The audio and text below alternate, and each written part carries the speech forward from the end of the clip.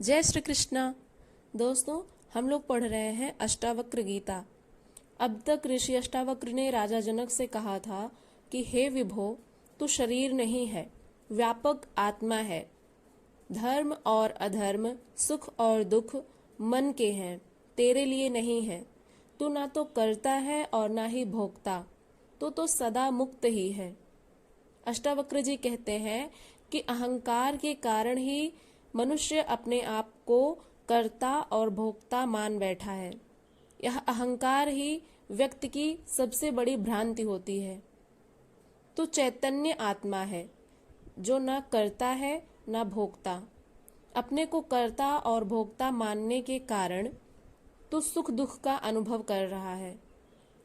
यदि तू उसे छोड़ दे तो तू आत्मवत सदा मुक्त ही है।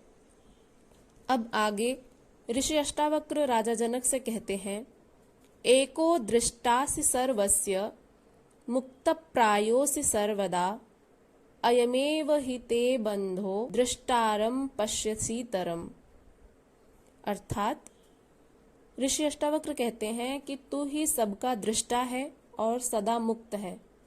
तेरा बंधन तो यही है कि तू अपने को छोड़कर दूसरे को दृष्टा देखता है। ऋषि अष्टावक्र जी अब अद्वैत को प्रतिष्ठा देते हुए द्वैत धारणा को भी बंधन का कारण मानते हुए राजा जनक से कहते हैं कि यह आत्मा ही परमात्मा है, यही ब्रह्म है। दोस्तों, द्वैत और अद्वैत में पहले आप अंतर समझ लीजिए। द्वैत होता है जहां पर दो वस्तुएं रहती हैं और अद्वैत होता है जहां पर जो द्वंद्व है उसका अभाव हो जाता है। अद्वैत का अर्थ होता है कि कोई एक सत्ता है और द्वैत का अर्थ होता है कि यह संसार और परमात्मा को अलग अलग मानना ही द्वैत है। हम मनुष्य स्वयं को परमात्मा से अलग समझ लेते हैं, यही द्वैत है, यही द्वंद्व है। और आत्मा और परमात्मा को एक मानना ही अद्वैत है। अब इसी के बारे में बतलाते हुए राजा जनक से ऋषि अष्टावक्र कहते हैं कि यह आत्मा ही परमात्मा है, यही ब्रह्म है, दोनों भिन्न नहीं हैं, एक ही है। तू भी वही ब्रह्म है तथा यह समस्त सृष्टि भी उसी एक ब्रह्म की अभिव्यक्ति है। वही परमात्मा है, सबका दृष्टा है, अतः तू ही सबका दृष्टा है। लेकिन तेरे लिए बंधन का कारण मात्र इतना है कि तू अपने को छोड़कर दूसरे का दृष्टा देखता है। अर्थात बड़ा अर्थपूर्ण सूत्र है द्वैत एवं अद्वैत का। अष्टावक्र जी कहते हैं कि तू ही सबका दृष्टा है, दूसरा कोई दृष्टा नहीं है। द्वैतवादी धर्म कहते हैं कि ईश्वर व मनुष्य भिन्न है। अभी अभी जैसे हमने आपको बताया वही बात यहाँ पर ऋषि अष्टावक्र जी कह रहे हैं कि अद्वैतवादी जो हैं वे आत्मा और परमात्मा को तो एक मानते हैं, लेकिन द्वैतवादी धर्म कहते हैं कि ईश्वर व मनुष्य भिन्न है, परमात्मा व आत्मा भिन्न है। ईश्वर व सृष्टि अलग अलग है। ईश्वर करता है, उसने सृष्टि बनाई, वह आसमान में स्वर्ग में कहीं बैठा है, वहीं से समस्त सृष्टि का संचालन कर रहा है और सब उसकी मर्जी से ही चल रहा है, सब उसके ही आदेशानुसार हो रहा है। वह दया करता है, पुरस्कार देता है, दंड देता है, न्याय करता है। उसका पूरा शासन है। उसने सृष्टि बनाई, स्वर्ग नरक बनाए, पशु पक्षी जीव जंतु मनुष्य आदि बनाए। यह आत्मा ईश्वर नहीं है, उसकी संतान है। ऐसा जो मानते हैं वे द्वैतवादी कहलाते हैं। ईश्वर और आत्मा का पिता पुत्र का संबंध है। ईश्वर मुक्त है, आत्मा गुलाम है, वह बंधन में है। गुलाम कभी मालिक नहीं हो सकता। कुछ धर्म ऐसी ही मान्यता रखते हैं और कुछ धर्म ब्रह्म, जीव व प्रकृति तीनों को अनादि मानते हैं। कुछ आत्मा व सृष्टि को अनादि मानते हैं, कुछ प्रकृति व पुरुष दोनों को अनादि मानते हैं, कुछ प्रकृति को ही सब कुछ मानते हैं। वे ईश्वर की सत्ता में विश्वास नहीं करते। वे इस चैतन्य को प्रकृति का ही गुण मानते हैं। ऐसी विभिन्न मान्यताओं के बीच अष्टावक्र जी बड़ी निर्भीकता से यह कहते हैं कि यह चैतन्य आत्मा ही ब्रह्म है, इससे भिन्न कोई ईश्वर नहीं है। यह आत्मा ही एकमात्र दृष्टा है, साथी है। कुछ धर्म आकाश में बैठे ईश्वर को दृष्टा कहते हैं कि वहां बैठे बैठे वह सब कुछ देख रहा है, पाप पुण्य सब देख रहा है। अष्टावक्र जी कहते हैं यह आत्मा ही परमात्मा है, वह यही दृष्टा भी है, इससे भिन्न कोई दृष्टा नहीं है। यह आत्मा मुक्त है, बंधन रहित है। वे आगे राजा जनक को समझाते हुए कहते हैं कि तेरा बंधन यही है कि तू इस आत्मा के अलावा दूसरे को दृष्टा देखता है। जब दूसरा मौजूद है तो बंधन तो होगा ही। यदि एक ही है तो कौन किसको बांधे? यदि अद्वैत है तो कौन किसको बांधेगा? जब द्वैत रहेगा और द्वंद्व, द्वैत में ही दो लोग रहते हैं, परमात्मा और आत्मा। तो जब द्वंद्व और द्वैत का भान मिट जाता है तो कौन किसको बांधे? जब केवल एक ही स्वरूप बचता है तो वही सबका दृष्टा है, और परमात्मा ही जब सबका दृष्टा है तो वही तू भी है, इसलिए तू दृष्टा है। इसी बात को ऋषि अष्टावक्र राजा जनक से कहते हैं कि यदि एक ही है तो कौन किसे बांधे? वह मुक्त ही है। यदि ईश्वर आत्मा से भिन्न है तो इससे बड़ा है। तभी बंधन की बात पैदा होती है कि यह आत्मा उसके अधीन है, गुलाम है, उसकी सेवक है। जब दूसरा है ही नहीं तो बंधन किसका? यहाँ पर ऋषि अष्टावक्र जी इस बात पर जोर देते हैं कि आत्मा और परमात्मा एक हैं, न कि अलग अलग। जो लोग इनको अलग अलग मानते हैं वे यह मानते हैं कि आत्मा परमात्मा की संतान है और परमात्मा मालिक है और आत्मा उसकी गुलाम। तो इस बात को ऋषि अष्टावक्र कहते हैं कि यदि ईश्वर आत्मा से भिन्न है, जो इससे बड़ा है, तभी बंधन की बात पैदा होती है। और यदि आप आत्मा और परमात्मा में भेद नहीं मानते हैं, दोनों को एक मानते हैं, तो इसमें किसी भी तरह का कोई मालिक और कोई गुलाम नहीं होता, किसी तरह का भी कोई बंधन नहीं बचता, वह मुक्त ही है। अतः आत्मा से भिन्न ईश्वर की सत्ता को मानना भी बंधन ही है, क्योंकि हम अलग हैं ही नहीं, उस परमात्मा से हम अलग नहीं हैं। ऐसी बात ऋषि अष्टावक्र राजा जनक को समझाते हुए कहते हैं, ऐसी आत्मा कभी मुक्त हो ही नहीं सकती जो ईश्वर की सत्ता और आत्मा को अलग अलग मानती है। इसीलिए ईश्वर की सत्ता को आत्मा से भिन्न मानने वाले धर्मों में मुक्त की धारणा नहीं पाई जाती। उपनिषद कहते हैं अयम आत्मा ब्रह्म तत्त्वमसि आदि। इसका अर्थ है अयम आत्मा ब्रह्म, यह आत्मा ही ब्रह्म है, तत्त्वमसि तुम भी वही हो, अर्थात तुम भी वही परमात्मा हो और आत्मा परमात्मा एक ही है। यह अद्वैत की धारणा है। अष्टावक्र जी अद्वैतवादी हैं, इसीलिए वे जनक से कहते हैं कि तू आत्मा है, वह वही आत्मा सबका दृष्टा परमात्मा है। इससे भिन्न किसी अन्य आकाश में बैठे हुए परमात्मा को दृष्टा मानना ही तेरा बंधन है। अज्ञानी ही आत्मा से भिन्न ईश्वर को दृष्टा, कर्म फल प्रदाता एवं कर्ता मानते हैं। ज्ञानी जन ऐसा नहीं मानते। अब आगे ऋषि अष्टावक्र जी राजा जनक से कहते हैं, अहम कर्तेत्यहम मान महाकृष्णा हि दंशितः नाहम कर्तेति विश्वासामृतम पीत्वा सुखी भव। अर्थात मैं करता हूँ ऐसे अहंकार रूपी भयंकर काले सर्प से दंशित हुआ, तू मैं करता नहीं हूँ ऐसे विश्वास रूपी अमृत को पीकर सुखी हो।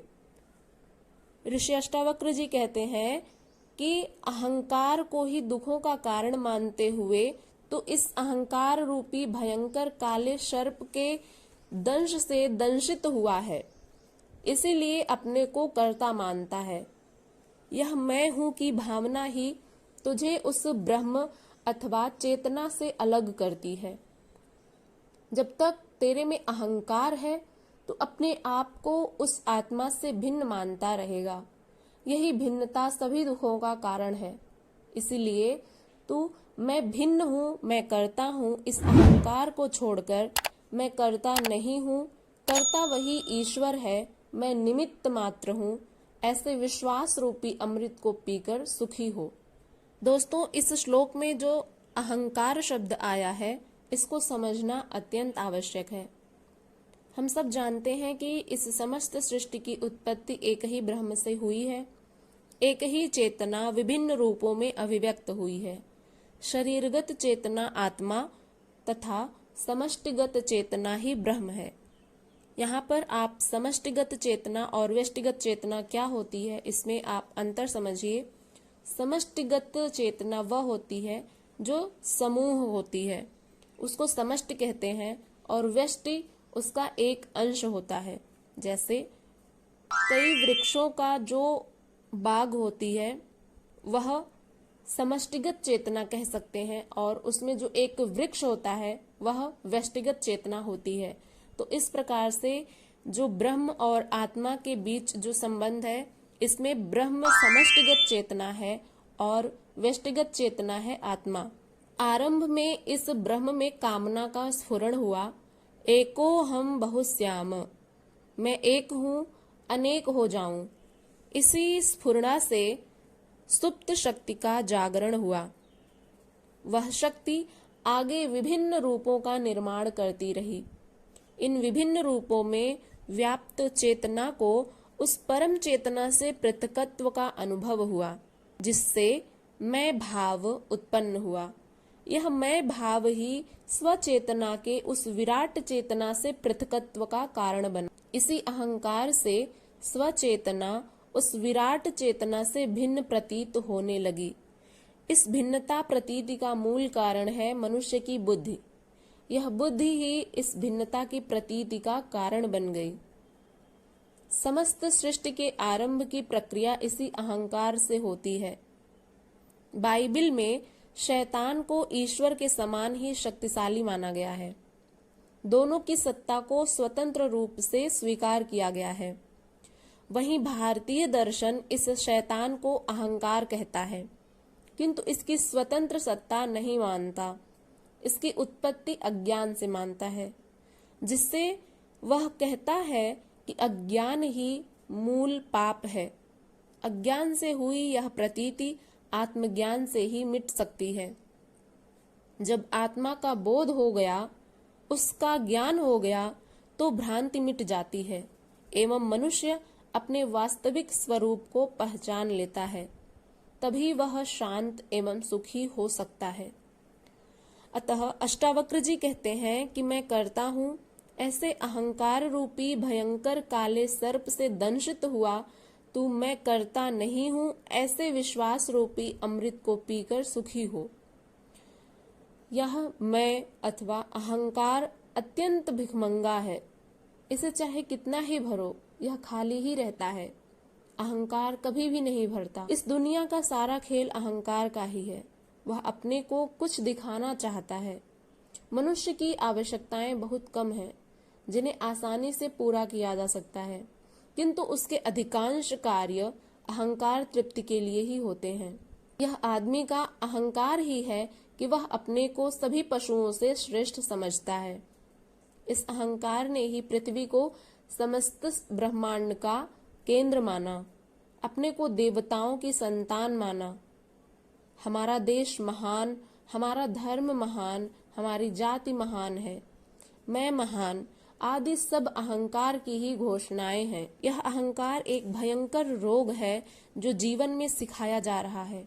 अहंकार हमेशा चाहता ही है, देता भर कुछ नहीं। देने वाला निरहंकारी हो जाता है, अर्थात उसमें अहंकार शून्य हो जाता है। यह चाह ही दुख का कारण बनती है। जीवन में जितना चाहोगे उतना ही दुख होगा। यह सुखी होने का मार्ग नहीं है। परमात्मा ने अपना बहुमूल्य मनुष्य को दे दिया, किंतु मनुष्य उससे संतुष्ट नहीं है। इसका एकमात्र इलाज धर्म है। जिस दिन अहंकार गिर गया, उस दिन यह कर्तापन भी गिर जाएगा। वह उसी क्षण मनुष्य परमात्मा की समीपता का अनुभव करने लगेगा। अष्टावक्र जी ने इस अहंकार को इसीलिए भयंकर काला सर्प कहा है। यह छोटा मोटा भी नहीं है, साधारण भी नहीं है, काला सर्प है। साथ ही अष्टावक्र जी केवल इस बीमारी का निदान ही नहीं करते बल्कि इलाज भी बताते हैं कि इस अहंकार को गिराने का एकमात्र उपाय यह है कि मनुष्य मैं से मुक्त हो जाए। मैं करता नहीं हूँ, यह सृष्टि अपने विशिष्ट नियमों से चल रही है, परमात्मा ही एकमात्र करता है, ऐसा विश्वास पूर्वक मान लेना ही अहंकार मुक्ति के लिए पर्याप्त है। इसी से मनुष्य सुखी हो सकता है। दोस्तों, ये वीडियो यदि आपको पसंद आई हो तो इस चैनल को अवश्य ही सब्सक्राइब करिएगा, वीडियो को लाइक करिएगा, शेयर करिएगा और कमेंट करके बताइएगा कि आपने इस वीडियो से क्या सीखा। दोस्तों, ऋषि अष्टावक्र जी हम सबको यही बताना चाह रहे हैं कि हम उस परमात्मा से भिन्न नहीं हैं। उस परमात्मा से जो भिन्न मानता है स्वयं को, वही उसे स्वामी कहता है और स्वयं को गुलाम। तो यहाँ पर ऋषि अष्टावक्र जी कहते हैं कि आत्मा और परमात्मा में कोई अंतर नहीं है, दोनों एक ही हैं। तो जो हमारे मन में मैं का भाव आ गया है, यह मैं ही समस्त अहंकार का मूल कारण है। सब में जो अहंकार व्याप्त हो गया है, इस मैं के नष्ट हो जाने से ही वह भी नष्ट हो जाता है। और जब अहंकार नष्ट हो जाता है तो इसी से मनुष्य सुखी हो सकता है, क्योंकि अहंकार के नष्ट होते ही परमात्मा का जो स्वरूप है और जिस व्यक्ति को आत्मबोध हो जाता है उसे परमात्मा का साक्षात्कार स्वरूप स्पष्ट रूप से दिखाई देने लगता है। तो दोस्तों, ये रहा निष्कर्ष। आप लोगों ने यहाँ तक धैर्य पूर्वक सुना, उसके लिए बहुत बहुत धन्यवाद। आगे हम इसी तरह की वीडियो ले आते रहेंगे और आप लोग प्लीज़ कमेंट करके बताइएगा कि आपको ये व्याख्या कैसी लगी और आप जिस भी टॉपिक पर वीडियो चाहते हैं उसके बारे में भी आप अपनी राय दे सकते हैं। चलिए मिलते हैं किसी अन्य टॉपिक के साथ, तब तक के लिए अपना ध्यान रखिएगा। हरे कृष्ण।